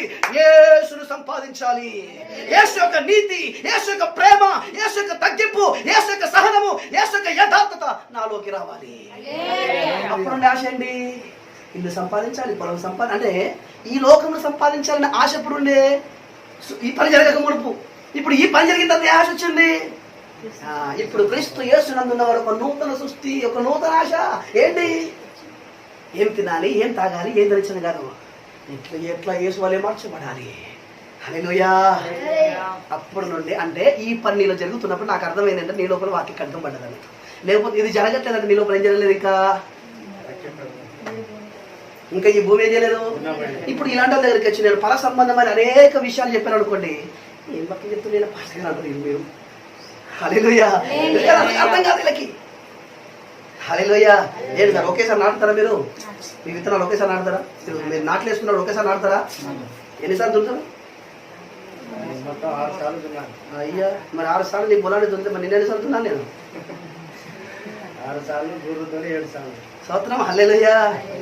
7 సార్లు పనికి మళ్ళీ పంట పండడానికి 6 నెలల పంట పండించే పనులు పడడానికి నీవు ఆత్మ సంబంధమైన ప్రేమ, సంతోషం, సమాధానం, దీర్ఘశాంతం, దయాలత్వం, మంచితనం, ఆశ, నిగ్రహం, విశ్వాసం అలా దేవునికి పర సంబంధమైన ఫలాలను ఫలించాలి అంటే ఇప్పుడు నేనే సర్దునాలే. ఎందుకంటే ఘోరమైన దుష్టత్వంతో దుర్నీతి బంధ కాదు బంధింపబడిన వారు హృదయం. హల్లెలూయా. అవునా కాదా? ఇప్పుడు ఎన్నిసార్లు దున్నాలండి? ప్రతి వారం నీ వాక్యం పెట్టినప్పుడు దున్యాన్ని నాటేయాలి. హల్లెలూయా. నాటేసిన కూడా నీలో మొలపాలంటే మళ్ళీ గడ్డి మొలుస్తూనే ఉంటుంది నీ లోపల. స్తోత్రం. ఈరోజు వాక్యం వినిపోతాం, మళ్ళీ తర్వాత స్తోత్రం కనుక అక్కడ పోగానే అన్ని చూడగా ఆశలు పెరుగుతూనే ఉంటాయి. నీతిగా పరిశుద్ధంగా ఎదిగే శక్తము అట్లనే ఉంటుంది. స్తోత్రం కనుక మళ్ళీ ఆధారం చూసేసరికి అనేక మొక్కలు మొలుతుంటాయి. ఏడికి వచ్చిన పోయిన వారమే కదా దున్నిది. అప్పుడు మళ్ళా ఏం చేయాలంటే వేసి నిలబడిన తర్వాత మీరు అంతలో కనబడుతున్న మొక్కలు కనబడతా ఉంటాయి. ఇక మళ్ళీ వాక్యం చేద్దాం చేయాలి, ప్రార్థనలో కూర్చున్నారు దున్ని మళ్ళీ ఇలా అర్థం కాదు. కోస పక్కన ఎర్ర బాబు పోయిన వారమే కోసింది కదా, ఇప్పుడు కోస్తున్నాడు. మరి పోయిన వారం కోసినా ఇప్పుడు పొలకుండా నేను కోస్తా. అదే మరి సంవత్సరం కానీ ఒక్కవేళ నేను పీకకపోతే పంట కాదు, వస్తుడు అసలు రాబడి దేవుని యొక్క తీర్పు దినమందు దేవుని యొక్క దూతలు వచ్చి స్తోత్రం కలిగాక గురుగులను గోధుమలు వేరు చేస్తాడు. స్తోత్రం కలిగాక గోధుమలను బగబగ మండుచున్న స్తోత్రం కలిగా గురుగులను బగబగ మండుచున్న అగ్నిగుండంలో వేస్తాడు. గోధుమను స్తోత్రంగా దేవుడిని తీసుకుపోతాడు. అనే కదా ఈ పరిచయం మీకు జరగాల వద్దా? స్తోత్రం జరగాలి అంటే మా దగ్గర కొబ్బరి నూనె కాదు, ఈ నూనె ఏ నూనె? యేసు రక్తం మీ దగ్గర ఉంది. హల్లెలూయా. వాక్యము మీ దగ్గరకు వచ్చినప్పుడు మీ ప్రాణమును, ఆత్మను, శరీరము, కీళ్ళు, మూలుగులు ఏంటి ఆపరేషన్ చేస్తున్నప్పుడు రాయ్ పాస్టర్ గారు ఇంకా కొంచెం డాక్టర్ గారు అంటారు. స్తోత్రం. ఇప్పుడంటే మత్తు మంది వచ్చింది. స్తోత్రం కనుగాక. హల్లెలూయా. అప్పుడు మత్తు మందు లేదు. కొట్టేటోడు చక్కగా ఏడిచినా కొట్టుకున్నా ఏం చేసేటోళ్ళు? స్తోత్రం. హల్లెలూయా. అట్లయితే ఇప్పుడు పోయబడాలా లేదా? ఇప్పుడు అందరికీ ఏంటి? పోయబడద్దు, నరకబడద్దు. స్తోత్రం కనుగాక. హల్లెలూయా. కానీ ఏ పొలం అయితే దున్నబడుతుందో ఆ పొలంలోనే దేవుడు విత్తనం ఇస్తాడు. హల్లెలూయా. నా మాట అర్థమవుతుందా? స్తోత్రం. హల్లెలూయా. ఇప్పుడు నిజమైన సువార్త అనగా నిజంగా దేవుణ్ణి ప్రేమిస్తున్న వాడు ఏం చేస్తాడు? సరే ఇంకా మీకు అర్థం కనుక చెప్తా. ఇప్పుడు మీరు ఒకప్పుడు పెళ్లి కాకముందు, శిశుశిలవనంతో పెళ్లి కాకముందు మీ ఊర్లో మీ అమ్మోళ్ళు ఇట్లయితే సుఖంగా ఉన్నారు, అవునా కదా? స్తోత్రం. పెళ్లి అందరూ తెలియాలి. ఇప్పుడు మీ తల్లి ఇంటిని, మీ తండ్రి ఇంటిని, ఆ ప్రేమను అన్ని వదిలిపెట్టి ఎక్కడికి రావాలి? ఇప్పుడు అయ్యగారి ఇంటికి రావాలి. స్తోత్రం. అవునా కదా? రాకుండా నేను ఆనే వంట ఆడున్నది ఇది దొరకదా? అవన్నీ ఇన్ని అయినా కూడా ఎందుకు భరిస్తున్నావు అంటే ఇదే నా సంసారం, అది కాదు. అట్లయితే ఇప్పుడు నిజంగా నువ్వు దేవుణ్ణి ప్రేమిస్తే దేవుణ్ణి ప్రేమించిన నువ్వు లోకాన్ని ప్రేమించలేవు. స్తోత్రం గాక. హల్లెలూయా. దేవుణ్ణి ప్రేమించిన మనం లోకాన్ని, ఒకవేళ ఇంకా నువ్వు లోకాన్ని ప్రేమిస్తున్నావు అంటే యేసయ్య నీ జీవితాన్ని అప్పగించలేదు. ఇంకా నీ లోపల ముళ్ళ తుప్పలు, గచ్చపొదలు, అయ్యే కక్షలు, ధన సుఖభోగాలు ఉన్నాయి. నీలో ఎంత మాత్రం వాక్యం పనిచేయదు. యేసయ్యమంటున్నాడు, తను తాను ఉపేక్షించుకోండి, తన సిలువను ఎత్తుకోండి, ప్రతిదినం నన్ను తన సిలువ ఎత్తుకుని నన్ను ఇది వల్ల కాదయ్యా. ఏంటి సిలువను ఎత్తుకోవడం మన వల్ల? ఒకరోజు కాదు, ప్రతి దినము సిలువను ఎత్తుకొని ఎవరు వెంబడించాలి? ఇప్పుడు ఇదే బాధ. రొట్టెతో మేము వచ్చినాం, స్వస్థతతో మేము వచ్చినాం, ఆశీర్వాదంతో మేము వచ్చినాం, కానీ ఏముంది ఇప్పుడు? హల్లెలూయా. అవును కదా? సరే ఇప్పుడు జాగ్రత్త వినాలి. ఇప్పుడు ముళ్ళ తుప్పలు, గచ్చ పొదలున్న ఈ పొలములో, ఈ భూమిలో మీరు ఎప్పుడైనా విత్తనాలు విత్తుతారా? మరి విత్తనప్పుడు యేసు ఎట్లా విత్తారు మీ లోపల? యేసు మీలో ఎట్లా విత్తుతాం మేము? యేసయ్యను అనగా పరిశుద్ధుడును నిష్కలంకుడు. స్తోత్రం కనుక ఏ పాపము చేయని యేసయ్య నీ హృదయంలో విత్తబడాలి అంటే నీ హృదయం శుద్ధి చేయబడాలి. నేను వెతుకుతున్న వాక్యం ఏంటి తెలుసా? అది పరిశుద్ధమైన వాక్యం. అందులో ముడత మచ్చ కలంకము డాగు అనేది ఏమీ లేదు. అది నిర్మలమైన పాల వంటి వాక్యము.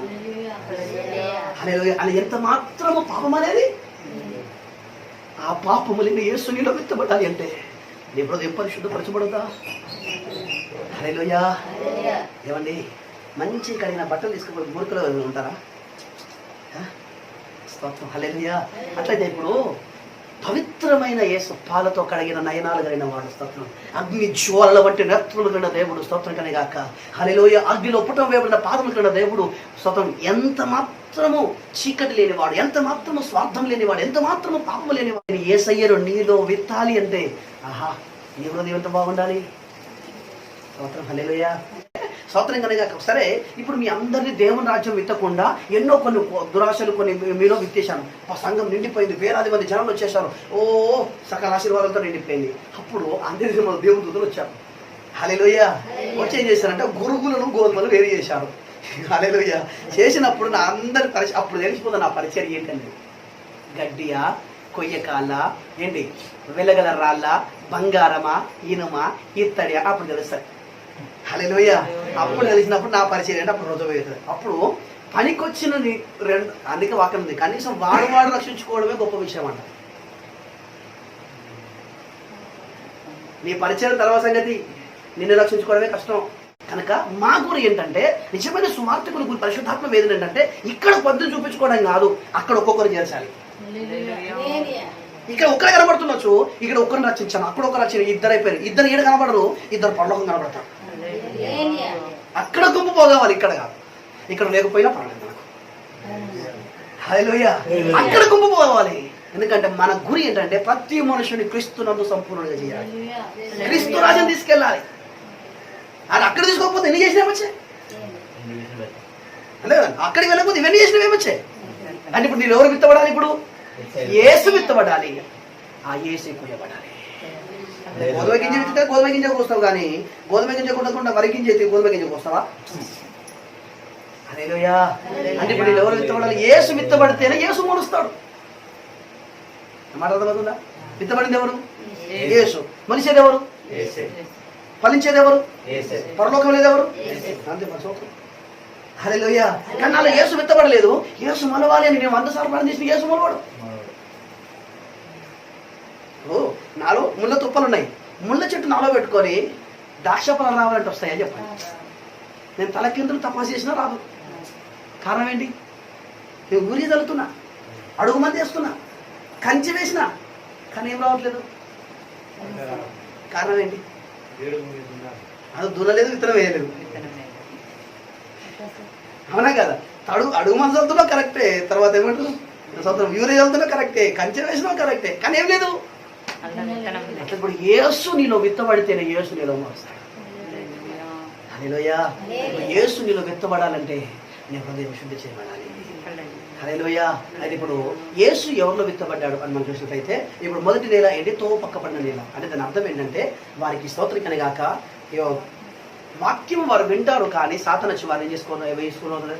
ఇప్పుడు తో పక్కన ఇద్దరు అనుకోండి, ఇప్పుడు లారీ పోతున్నప్పుడు బండ్లు గింజలు పడతాయి, ఎప్పుడైనా మొలుతుంది అది పక్షులు వెంటనే ఎత్తుకొని పోతాయి. తర్వాత రెండో నెల ఏంటి అంటే కొందరు హృదయాలు ఎట్లుంటాయంటే త్రో ప్రక్కన ఉన్న నెల వలె ఉంటారు. అంటే వారు ఎప్పుడు అంటే సైతం గారు వచ్చి రావచ్చు, దేవుడు రావచ్చు, ఎవడన్నా రావచ్చు, ఎవడన్నా పోవచ్చు. ఓపెన్ డోర్, ఓపెన్ టాప్, దీనికి ఏం లేదు. అప్పుడే పరిశుద్ధత అంటారు, అప్పుడే సైతం గారు వస్తాడు అనే కదా, అప్పుడే అబ్బా ఏసైలాగా ఉంటాడు అంటాడు, మళ్ళీ అప్పుడే లోకాసులు వచ్చేస్తాడు. అంటే దీని అర్థం ఏంటి? సతరం రోడ్డు అవును కదా. రెండవది సతరం రాత్రి నేల అనే కఠినమైన హృదయం కలిగిన వాడు. హృదయం ఏంటి? కఠినత్వం, క్రూరత్వం, కఠినత్వం కలిగిన వాడు. కనుక కొంతకాలం ఏం చేస్తుందంటే అది ఇచ్చిన కూడా లోపలికి వేరు అనేది వాక్యం అనేది లోపలికి తొందరకపోవడం. కనుక స్వతంత్రంగా వాడు ఫలించలేడు. రెండోది స్వతంత్రం కనుక ముళ్ళ తుప్పలతో గచ్చపోతూ నిండిపోయింది కనుక అది కూడా ఫలించాలి. ఆ ముళ్ళ తుప్పలు ఐగిక ధనసు వాటిని ఏం చేస్తున్నాయి? అణిచివేస్తున్నాయి. హల్లెలూయా. కానీ నాలుగోది ఏంటంటే సిద్ధపరిచి నిలబడిన వాడు ఓపికగా ఫలిస్తాడు. హల్లెలూయా. ఒకేసారి ఫలించారు, ఓపికగా ఫలిస్తుంటాడు స్తోత్రం. మంచి నీళ్ళ పనుల విత్తనము. అట్లయితే ఇప్పుడు మన హృదయం త్రోవ పక్కన పడినట్టుందా, లేకపోతే రాతి నీళ్ళ ఉందా, లేకుంటే ముళ్ళతో పొలం నివెళ్ళేమా సిద్ధపరచబడిన నీళ్ళ? సరే, విత్తుతున్న విత్తనం ఎవరిది? అది దేవుడి రాజ్య సంబంధులయా, సాతాను దుష్టుడి సంబంధియా? ఇలా విత్తపడుతున్న విత్తనాలేవి? ఒకవేళ దేవుని విత్తనం అనగా దేవుని రాజ్య సంబంధులు ఇలా విత్తితే క్రీస్తుని విత్తుతారు తప్ప మీద దేని విత్తరు. దుష్టుడు విత్తితే మాత్రం దురాశలు విత్తుతారు. హల్లెలూయా. కనుక ఇవన్నీ మనలో జరగాలి అంటే మొట్టమొదటిగా నేను దున్నబడాలి. హల్లెలూయా. ఇప్పుడు దున్నబడ్డ నీ జీవితాన్ని యేసయ్యకి అప్పగిస్తే దేవుడు తన సేవకుల ద్వారా, తన వాక్యము ద్వారా నీలో దున్నడం ప్రారంభిస్తాడు. నీలో నిండిపోయిన ఒక్కొక్క దురాశ నుండి, ఒక్కొక్క ధనాశ నుండి, వాక్యానికి విరోధమైన అనేక విషయాల నుండి నేను విడిపిస్తాను. ఒకవేళ అట్లా విడుదల పొందకపోతే ఒక కాలం వచ్చుచున్నది. ఆ కాలముల స్తోత్రకనగాక గురుగులను గోధుమలను వేరు చేసి అగ్నిలో కాల్చి పొడి సమయం. స్తోత్రకనగాక హల్లెలూయా. ఇప్పుడు ఈ చివరి దినాల్లో మనం ఉన్నాం. రెండు తలలు వంచండి, మోకరించండి, మీ జీవితాలు యేసయ్యకి అప్పగించుకోండి. హల్లెలూయా, హల్లెలూయా, హల్లెలూయా, హల్లెలూయా. స్తోత్రం, స్తోత్రం, స్తోత్రం, స్తోత్రం. హల్లెలూయా, హల్లెలూయా, హల్లెలూయా, హల్లెలూయా, హల్లెలూయా, హల్లెలూయా, హల్లెలూయా. దైవమానికి స్తోత్రములు, స్తోత్రములు, స్తోత్రములు, స్తోత్రములు, స్తోత్రములు. దేవా, ప్రార్థన చేసుకుందాం. మహాపరిశుద్ధ దేవాని పరిశుద్ధ నామానికి మహిమ కలుగుగాక. తండ్రి నీకు స్తోత్రం చెల్లిస్తున్నా. సకల ఆశీర్వాదములు కానబోతున్న మా యేసయ్యా, నీ పాదములకు వందనాలు దేవా. నాథానికి స్తోత్రము తండ్రి ప్రభువా. హల్లెలూయా, నీకు స్తోత్రం చెల్లిస్తున్నాం ప్రభువా. నీకు స్తోత్రము తండ్రి ప్రభువా. దేవా, ఎంతో మంది దేవా నీకు స్తోత్రము తండ్రి ప్రభువా. ఈ దినములు చూడలేక ప్రభువా నీకు స్తోత్రం. ఈ లోకం విడిచిపెట్టినప్పటికీ దేవా తండ్రి మరొక దినము మీరు మా జీవితంలో మీరు మాకు అనుగ్రహించి దేవా నీకు స్తోత్రము తండ్రి ప్రభువా. ఈ విధముగా ప్రభువా నీ సన్నిధి మేము అనుభవించడానికి ఇచ్చిన కృపను బట్టి నీకు స్తోత్రం చెల్లిస్తున్నాం ప్రభువా. నీకు స్తోత్రము తండ్రి ప్రభువా. పాట ద్వారా మహిమ పొందిన దేవా నీకు స్తోత్రము తండ్రి ప్రభువా. కీర్తన ద్వారా మాతో మాట్లాడిన ప్రతి మాటకై నీకు స్తోత్రము చెల్లిస్తున్నాము దేవా. యెహోవా తమకు దేవుడు దేవా నీకు స్తోత్రము. కాపరి గల జనములు ధన్యులని దేవా నీకు స్తోత్రం. యెహోవా మా కాపరి దేవా, మాకు లేమి కలగదని దేవా నీకు స్తోత్రము తండ్రి ప్రభువా. యెహోవా తమకు కాపరి కలగ జనులు ధన్యులని దేవా నీకు స్తోత్రము తండ్రి ప్రభువా. తండ్రి నీకు స్తోత్రం. ఐగుప్తులు దేవా నీకు స్తోత్రం. అక్షరార్థమైన దేవా ఒక కాపరి కనబడుతున్న, తమ కంటికి కనబడుతున్న ఒక దేవుని వారు కాపరిగా కలిగి ఉన్నప్పటికీ దేవా నీకు స్తోత్రము తండ్రి ప్రభువా. హల్లెలూయా, నీకు స్తోత్రం. ఇశ్రాయేలు దేవా నీకు స్తోత్రము తండ్రి ప్రభువా. నిజముగా నిన్ను దేవుని కలిగిన కాలాన్ని బట్టి ప్రభువా శత్రువు యొక్క చేతిలో దేవానికి స్తోత్రము తండ్రి ప్రభువా. వారిని విడిపించి దేవానికి స్తోత్రం. గొప్ప రక్షణ కలగజేసిన తండ్రి నీకు స్తోత్రము చెల్లిస్తున్న ప్రభువా. శత్రువులు దేవానికి స్తోత్రము తండ్రి ప్రభువా. వారి రథములను గుర్రములను దేవ రౌతులను ప్రభువా ఎర్ర సముద్రములు ముంచి వేసి ప్రభువా నీకు స్తోత్రము తండ్రి ప్రభువా. నిన్ను దేవా కాపరి గల జనములను దేవానికి స్తోత్రము తండ్రి. మీరు కాపాడిన దేవానికి స్తోత్రము చెల్లిస్తున్నాం. ఈ చివరి దినాల్లో కూడా ప్రభువా తండ్రి నీకు స్తోత్రము తండ్రి ప్రభువా. ఎవరైతే దేవానికి స్తోత్రం తమను కాపరిగా కలిగి ఉన్నారో ఆ జనములు ధన్యులని దేవానికి స్తోత్రం. కనుక ప్రభువా మా ఒక్కొక్కరి వ్యక్తిగత జీవితాల్లో నిన్ను కాపరిగా కలిగి ఉండడానికి దేవానికి స్తోత్రము తండ్రి ప్రభువా. దేవానికి స్తోత్రం. ఐగుప్తులైతే దేవా తమ కంటికి కనబడిన ఒక కాపరిని కలిగి ఉన్నారు. కానీ ప్రభువా ఇశ్రాయేలులైతే ప్రభువా నీకు స్తోత్రము తండ్రి. తమ కంటికి కనబడని ఒక కాపరిని వారు కాపరిగా కలిగి ఉన్న కారణాన్ని బట్టి దేవా యెహోవాయే మీరు వారికి కాపరిగా ఉండి దేవానికి స్తోత్రం. వారిని కాపాడినట్టుగా దేవా ఈ చివరి దినాలు కూడా ప్రభువా మీరు మాకు కాపరిగా ఉండండి దేవా. మా ఆత్మల కాపరి మమ్మల్ని కాయవాడానికి స్తోత్రం చెల్లిస్తున్నాం దేవా. మమ్మల్ని కన్నవాడా తన నీకు స్తోత్రం. మమ్మల్ని కాచుకుని వాడానికి స్తోత్రం చెల్లిస్తున్నాం. ఇక దేవానికి మేము కుడికైనను ఎడమకైనను తొట్టిల్లకుండా ప్రభువానికి స్తోత్రం. మా జీవితాల్లో మా వ్యక్తిగత జీవితాల్లో నేను కాపరిగా కలిగి ఉండడానికి దేవా నీకు మీరు మాకు అనుగ్రహించిన దేవా. మీరు మమ్మల్ని కాపాడమని దురభిమాన పాపములో మేము పడిపోకుండా, లోకములో చీకటిలో పాపములో మేము పడిపోకుండా మీరు మమ్మల్ని కాపాడమని దేవా. మీరు మమ్మల్ని కావమని దేవానికి స్తోత్రం చెల్లిస్తున్నాం. దేవానికి స్తోత్రం. ఇంకా దేవానికి స్తోత్రం తండ్రి ప్రభువా. నీ వాక్యం ద్వారా మాతో మాట్లాడిన ప్రతి మాటకై నీకు స్తోత్రం చెల్లిస్తున్నాం ప్రభువా. తండ్రి నీకు స్తోత్రం తండ్రి ప్రభువా. ముళ్ళ పొదలు దేవా మేము విత్తనము చల్లక మా పీడు మిమ్మల్ని మేము దున్నుకోవడానికి నీ కృప మీరు మాకు అనుగ్రహించండి దేవా. దేవానికి స్తోత్రం. ఐగుప్తులైతే దేవా తమ కంటికి కనబడిన ఒక కాపరిని కలిగి ఉన్నారు. కానీ ప్రభువా ఇశ్రాయేలులైతే ప్రభువా నీకు స్తోత్రం తండ్రి. తమ కంటికి కనబడిని ఒక కాపరిని వారు కాపరిగా కలిగి ఉన్న కారణాన్ని బట్టి దేవా యెహోవాయే మీరు వారికి కాపరిగా ఉండి దేవానికి స్తోత్రం. వారిని కాపాడినట్టుగా దేవా ఈ చివరి దినాలు కూడా ప్రభువా మీరు మాకు కాపరిగా ఉండండి దేవా. మా ఆత్మల కాపరి మమ్మల్ని కాయవాడానికి స్తోత్రం చెల్లిస్తున్నాం దేవా. మమ్మల్ని కన్నవాడా తండ్రి నీకు స్తోత్రం. మమ్మల్ని కాచుకుని వాడానికి స్తోత్రం చెల్లిస్తున్నాం. ఇక దేవానికి మేము కుడికైనను ఎడమకైనను తొట్టిల్లకుండా ప్రభువా నీకు స్తోత్రం. మా జీవితాల్లో, మా వ్యక్తిగత జీవితాల్లో నేను కాపరిగా కలిగి ఉండడానికి దేవా నీ కృప మీరు మాకు అనుగ్రహించిన దేవా, మీరు మమ్మల్ని కాపాడమని, దురభిమాన పాపములో మేము పడిపోకుండా, లోకములో చీకట్లో పాపములో మేము పడిపోకుండా మీరు మమ్మల్ని కాపాడమని దేవా, మీరు మమ్మల్ని కావమని దేవా నీకు స్తోత్రం చెల్లిస్తున్నాం. దేవా నీకు స్తోత్రం, ఇంకా దేవా నీకు స్తోత్రం తని ప్రభువా, నీ వాక్యం ద్వారా మాతో మాట్లాడిన ప్రతి మాటకై నీకు స్తోత్రం చెల్లిస్తున్నాం ప్రభువా. తన నీకు స్తోత్రం తని ప్రభువా. ముళ్ళ పొదలు దేవా మేము విత్తనము చల్లక మా బీడు మిమ్మల్ని మేము దున్నుకోవడానికి నీ కృప మీరు మాకు అనుగ్రహించిన దేవా. తండ్రి నీకు స్తోత్రం తండ్రి ప్రభువా. మంచి నీళ్ళ పడిన విత్తనం వల్లే ప్రభువా మేము 30 అంతలుగా 60 అంతలుగా 100 అంతలుగా మేము బహుగా ఫలించడానికి నీ కృప మీరు మాకు అనుగ్రహించిన దేవా. మొట్టమొదటిగా దేవా నీకు స్తోత్రం తండ్రి ప్రభువా. దేవుని రాజ్యం అనే విత్తనములు మాలో విత్తబడాలి అంటే దేవా మేము కొనబడాలి కనుక ప్రభువా మమ్మల్ని మేము దేవా నీ స్వకీయ సంపాద్యముగా మమ్మల్ని మేము నీకు అప్పగించుకోవడానికి నీ కృప మీరు మాకు అనుగ్రహించిన దేవా నీకు స్తోత్రం తండ్రి ప్రభువా. ముఖ్యంగా దేవా మా హృదయం దేవా నీకు స్తోత్రం. ఐగిక తన సుఖభోగమును సంపూర్ణంగా విడిపించిన దేవా, ముళ్ళ తుప్పలు గచ్చపలు పూర్తిగా తొలగించే దేవా నీకు స్తోత్రం తండ్రి ప్రభువా. ఒక సారవంతమైన నేలగా మీరు మమ్మల్ని సిద్ధపరచుకున్న దేవా నీకు స్తోత్రం తండ్రి ప్రభువా. దేవ మీరు మాలో విత్తబడిన కాక దేవా, మీరు మాలో మొలుచుని కాక తండ్రి నీకు స్తోత్రం చెల్లిస్తున్న ప్రభువా. తండ్రి నీకు స్తోత్రంగా నీ యొక్క స్వభావములు దేవా, మీ యొక్క యథార్థత మాలో మొలుచున్నట్లుగా నీ కృప మీరు మాకు అనుగ్రహించిన దేవా. తండ్రి నీకు స్తోత్రం తండ్రి ప్రభువా.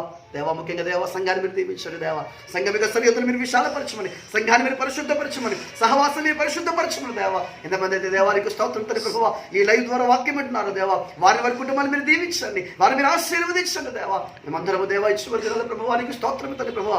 ఒక ఫలవంతమైన జీవితాన్ని మేము జీవించడానికి నీ కృప మీరు మాకు అనుగ్రహించిన దేవా. తండ్రి నీకు స్తోత్రం. 3 మారిన జీవితాల నుంచి గురింపజేసేవాడా, మారాను మధురముగా మార్చే తండ్రి నీకు స్తోత్రం చెల్లిస్తున్నాం. దీనిలో మేము వ్యాపం చేసుకోండి దేవా, మమ్మల్ని మీరు పరిశుద్ధపరచమని దేవా. తండ్రి నీకు స్తోత్రం తండ్రి ప్రభువా. ఇంకా దేవా నీకు బలహీనులు బలపరచండి దేవా, కృగిన వాళ్ళు లేవనెత్తండి దేవా, అనారోగ్యంతో బాధపడుతున్న బిడ్డలు ముట్టి స్వస్థపరచండి దేవా. నీకు స్తోత్రం తండ్రి ప్రభువా. ఈ చివరి దినాల ప్రభువా మీ సంఘమును దేవా మీరు దేవానికి స్తుత పరిశుద్ధపరచమని, పవిత్రపరచమని దేవా. మీ సంఘం యొక్క సరిహద్దులు మీరు విశాలపరచమని, అనేకులు మీరు దేవానికి స్తోత్ర ప్రభువా. తను మీరు సిద్ధపరచమని దేవానికి స్తోత్రం చెల్లిస్తున్నాం ప్రభువా. ఇంకా దేవానికి స్తోత్ర ప్రభువా. దేవదీనుడు మమ్మల్ని అందరినీ కూడిన సంఘాన్ని వేవేల పరిశుద్ధ మనసు మీ చేతికి సమర్పిస్తూ సమస్త ఘనతామయము నీకు చెల్లిస్తూ యేసు పరిశుద్ధులను అడిగి వేడుకుంటున్నాం తండ్రి. మన ప్రభుని సుఖపోయు దేవుని యొక్క ప్రేమయు పరిశుద్ధాత్మిక నిండా సహవాసము మనందరికీ సకల పరిశుద్ధులకు సదాకాలతో నడిపించును గాక. ఆమేన్.